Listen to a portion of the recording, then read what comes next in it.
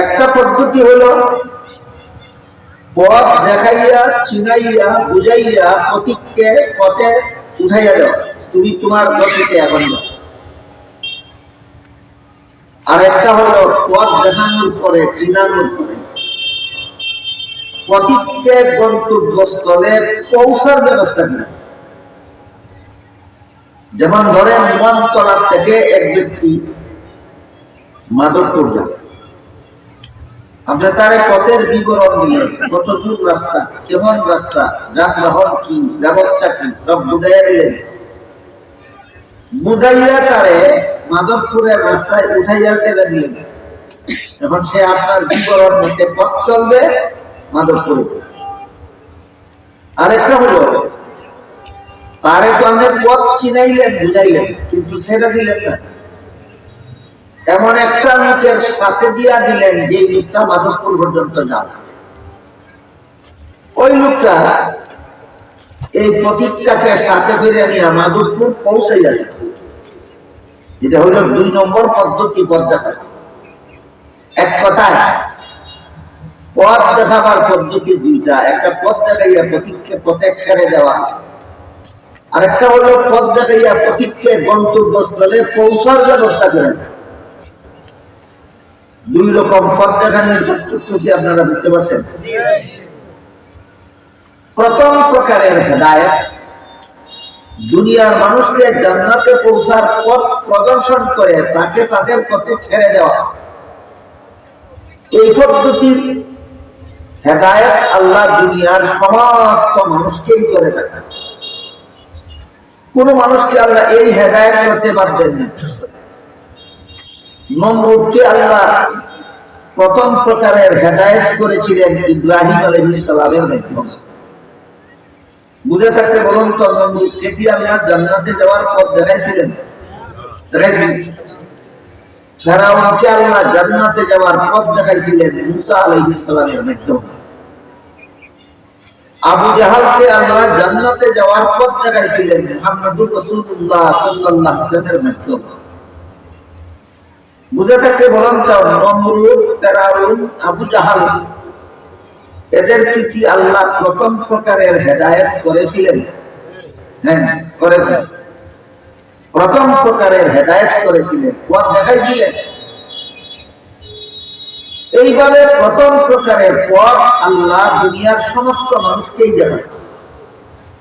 নমরুদকে দেখাইছেন ইব্রাহিম আলাইহিস সালামের মাধ্যমে, ফেরাউনকে দেখাইছেন মুসা আলাইহিস সালামের মাধ্যমে, আবু জাহালকে দেখাইছেন মুহাম্মদুর রাসূলুল্লাহর মাধ্যমে। কিয়ামত পর্যন্ত সারা দুনিয়ার সমস্ত মানুষকে আল্লাহ এই পথ দেখাইবেন উম্মতের আলেমগণের মাধ্যমে। উম্মতের আলেমগণ। এটা কোন প্রকারের পথ দেখান আল্লাহ? প্রথম প্রকারের পথ দেখাইয়া, পথ চিনাইয়া, পথ বুঝাইয়া প্রতীককে পথে উঠাইয়া ছেড়ে দাও, তুমি তোমার গতিতে যাও।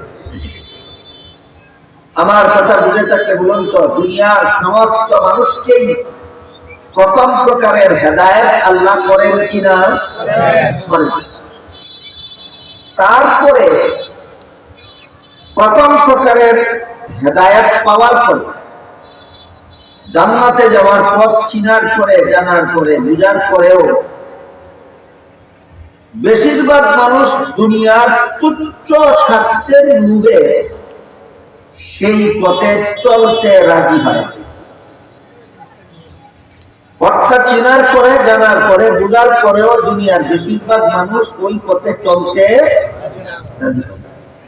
যেমন ধরেন হাদিস শরীফে রাসূল করিম সাল্লাল্লাহু আলাইহি ওয়াসাল্লাম বলেছেন, আস-সালাতু মিফতাহুল জান্নাহ, নামাজ বেহেশতের চাবি।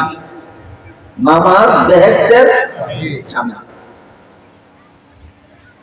এরপরেও বর্তমান সমাজের বেশিরভাগ মুসলমান নামাজ পড়ে, বেহেশতের চাবি চিনে না, না চিনা সত্ত্বেও নেয় না। এই যে কথাটা বুঝলেন, নামাজ বেহেশতের চাবি জানে যে এই নামাজ হবে বেহেশতের তালাগুলার চাবি।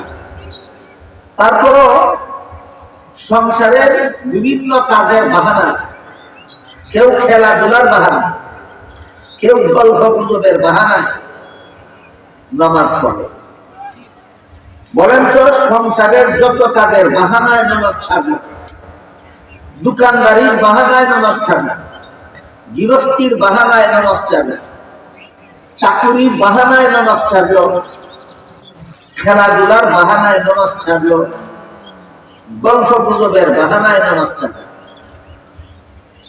এই গৃহস্থির ফসল, চাকুরির বেতন, দোকানদারির মুনাফা, গল্প গুজবের মজা, খেলাধুলার আনন্দ চিরস্থায়ী না ক্ষণস্থায়ী?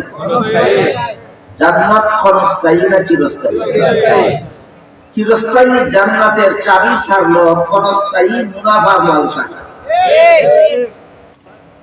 এইরকম স্বভাবটাকে দুনিয়ার বেশিরভাগ মানুষ, এরা জান্নাতে যাওয়ার পথ চিনাইয়া দেওয়ার পরে, বুঝাইয়া দেওয়ার পরে ও দুনিয়ার তুচ্ছ স্বার্থের মুখে এই জান্নাতের পথে চলতে রাজি হয়।